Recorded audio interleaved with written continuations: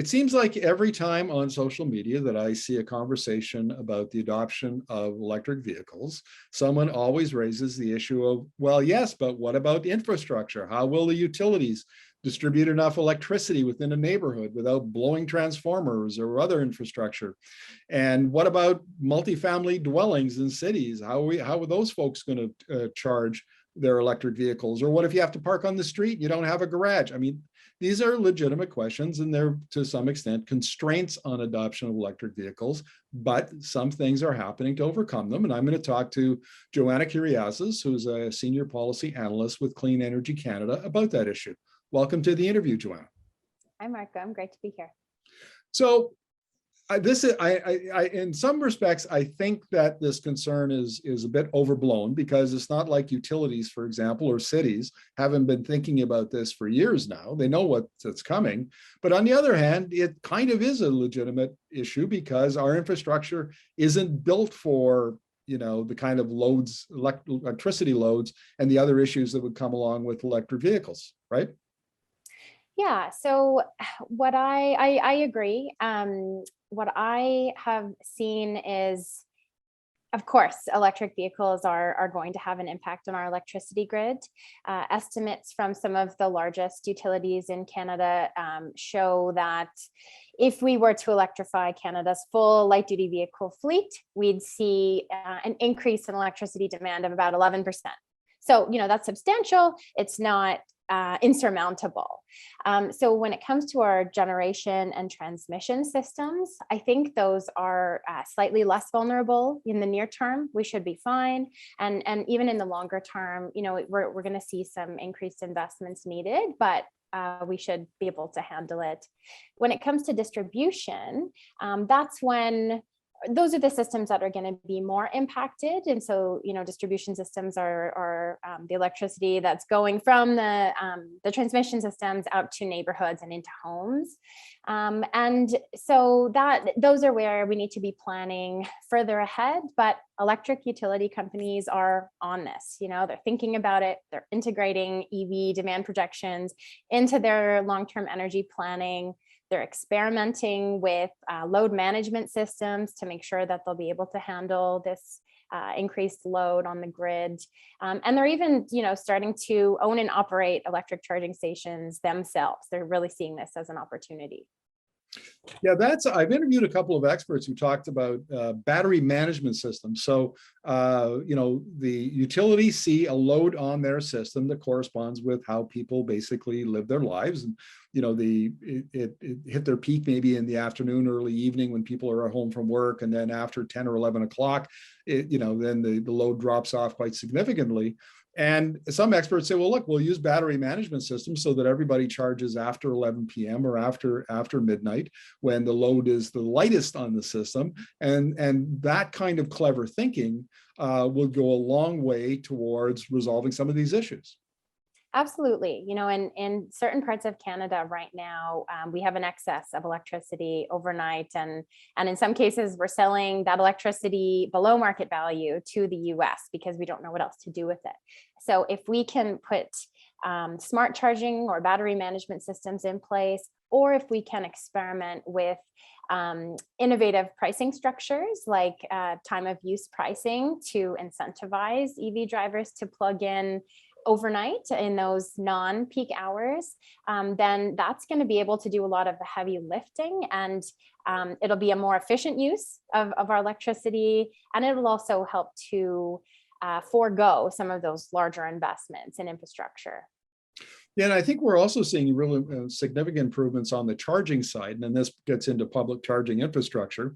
So the new vehicles that are coming out can often charge, say, from 10% of your battery up to 80% of your battery, which is where most manufacturers recommend you stop charging anyway, usually. And they can do that in like 18 minutes. So once you've got a well-developed public charging infrastructure set up, everybody charging who can't charge at home, if they go charge for 20 minutes, charge a vehicle up, it doesn't seem to me to be that much of a insurmountable problem. Yeah, you're right. I think there are also two considerations that make me less worried about grid capacity. So one is that newer EVs can charge faster than ever. And then the other is that newer EVs have longer battery ranges than ever, right? In 2021, we saw that the average range of new EVs was, I believe, 400 kilometers. And things are only getting better and better over time. The average Canadian doesn't drive more than 50 kilometers in a day. So there's actually very likely not a need to plug in every single night. You know, you might be able to go and charge your car just once a week and be fine. You know, when I watch the conversations online about you know, and these often are amongst folks who have recently bought an electric vehicle. You know, they're now becoming it's a little bit different than owning an internal combustion engine vehicle. Different things you have to worry about and so on. And what this strikes me, this reminds me of when I did my graduate work those many decades ago, and it was about the changeover in Saskatchewan farms in the 20s from horses to tractors, and the new tractor owners had never had a tractor before and didn't know how to repair it and didn't know much about it. And there was a lot of chatter during those 20s in places like the letters to the editor of the local paper about all of these problems. But then as they got more familiar and the culture, you know, it sort of was a cultural thing. And once they understood, then a lot of these issues kind of worked themselves out. And I kind of see the same process happening here with electric vehicles amongst, you know, the Canadian and elsewhere.